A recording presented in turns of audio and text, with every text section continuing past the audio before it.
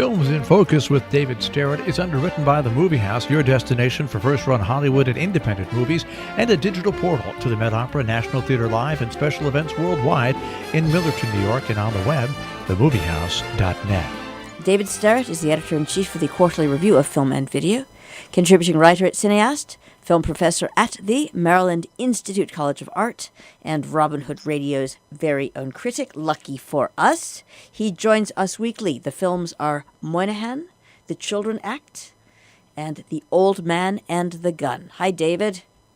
Hi, Jill. How you doing this week? Do you see, I'm not even, it's such an easy sentence. I'm not doing it.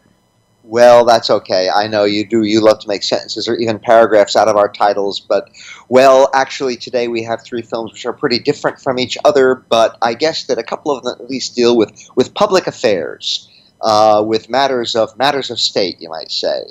And the first of those is Moynihan, which I want to touch on briefly. It's a new documentary just coming out right now, directed by Joseph Dorman and Toby Pearl-Freilich.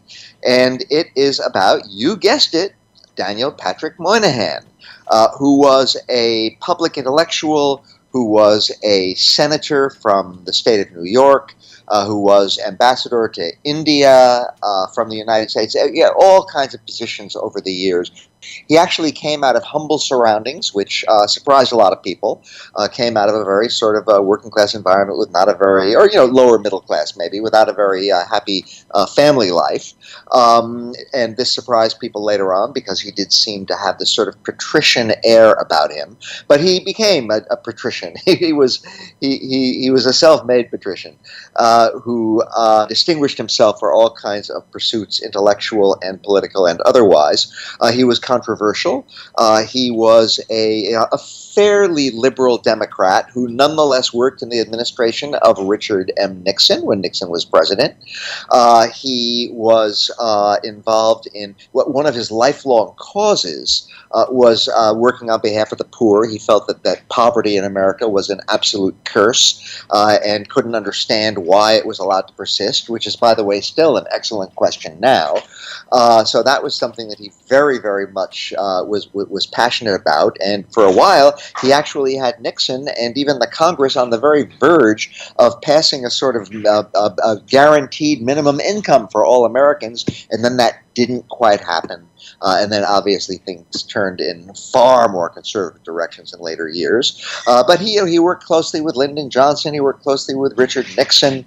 He was a pretty flexible person, but through it all, he kept his principles and particularly, again, his concern for the poor and his wanting to help the poor and so forth.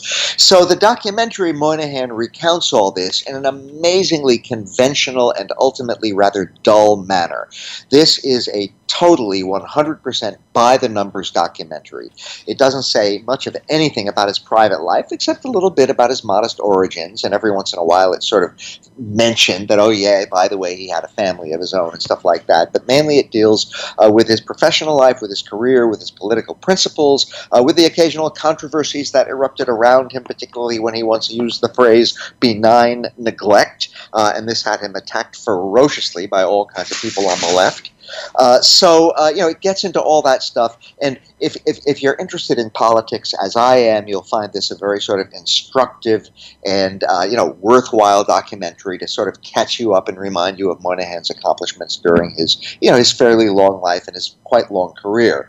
But again, as a movie, it is really not very interesting. It is just straight ahead, by the numbers, rote stuff. It sort of takes a step by step, and then this happened, and then this happened, and then this happened, and that's fine.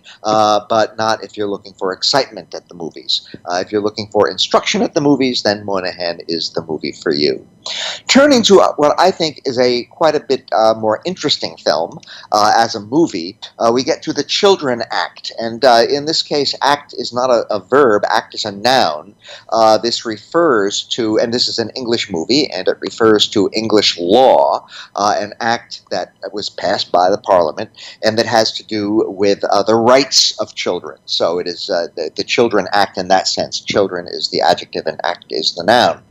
And we have here, this movie was written by Ian McEwan based on his novel, and I regard his novel, which I read quite a long while ago, The Children Act, as, it's a fairly minor work. I like McEwan's writing quite a lot. I don't think the Children Act is a major film, but it's about a very interesting, it's a major novel, but it's about a very interesting subject, and the movie is really very, very, very well done. I think it has a few missteps along the way, but it's what we don't see all that often these days. It's a quiet, very serious, very thoughtful movie about stuff that, that's really interesting to think about.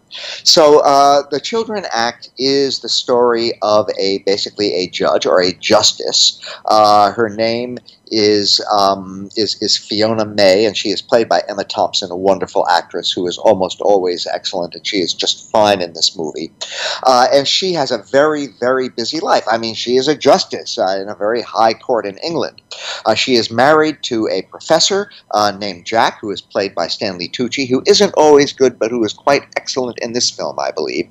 And their marriage is shaky. We get that idea from the very, very beginning. And it's mainly shaky, and this is a sort of a reversal on the normal sort of stereotypes that we expect in movies and in life, I suppose, where it's often the man who is spending so much time with his work that he doesn't have time for his wife, and she begins to get discontented. In this case, it's the wife who is spending way too much time on her work. She just can't ever take a single minute off. There is so much important stuff going on at the court, and she has to represent people, and not represent people, she has to make decisions about people, and she has to constantly be working on these cases and so forth. So she is the one who is really, really, really busy, and her husband feels neglected. And one day he announces to her, and this is not a spoiler because it's fairly early in the film, I'm going to have an affair. And I'm going to have an affair because you don't have any time for me anymore, and we don't even make love anymore, and you can't really blame me for doing this. Well, she is not at all happy about this, and she wants him out of the picture immediately. But we can really understand both of their points of view. She wants a faithful, loving husband, but he wants a wife who will pay some attention to him and not be taking all this time off. Well, wouldn't you know, time off from him, wouldn't you know that right at this time when her marriage is approaching what might be a real crisis, a really important case comes along that she has to decide right away, and this is really the crux of the movie. The marriage business is a sort of a subplot. The main crux of it is the story of this, deals with this young man, actually he's a teenager, just almost at the age of majority. He's just barely short of 18 years old, and his name is Kevin Henry. His name is Adam Henry. Kevin is his father. And he has leukemia. And he is in the hospital with leukemia that is almost certainly going to kill him very, very soon unless he has surgery. And the surgery absolutely requires that he have a blood transfusion. But he and his family are Jehovah's Witnesses, and they do not believe in blood transfusions for religious reasons. So he is refusing his blood transfusion. So the justice in the court, Fiona, must now decide whether she is going to rule that he must have this blood transfusion despite his religious principles and thereby save his life. Now, he is refusing the blood transfusion himself. She is arguing, among other things, or she is believing, among other things, that this is the influence of his parents who are sort of forcing him into this. But he is saying, no, this is his own individual decision. He simply agrees with his parents about all this. And so that is really what the crux of this movie is. It is about whether she is going to force this young man, basically a teenager still, into having this blood transfusion that will save his life. And she decides to do something very unusual. We are told in the movie that it's very unusual, and I believe it. She decides to go and visit this young man, this teenager, Adam, in the hospital, and get a sense of how he really, whether he's mature enough to make a decision like this and what's really going on here. And that starts a personal relationship between the two of them. Now they actually know each other. And as the movie proceeds, I won't tell what happens, but this relationship between the two of them, and particularly his seeing her as a kind of a surrogate mother, which in a way she's sort of acting as by taking this personal interest in his case, this becomes something which is fraught, emotionally and psychologically fraught for the two of them. And eventually the movie wends its way to a pretty interesting conclusion. So we have a movie here which has basically two main strands in it. There's the story of the sort of approaching crisis in Fiona's marriage, and there is the story of her very personal involvement in this case involving this young man.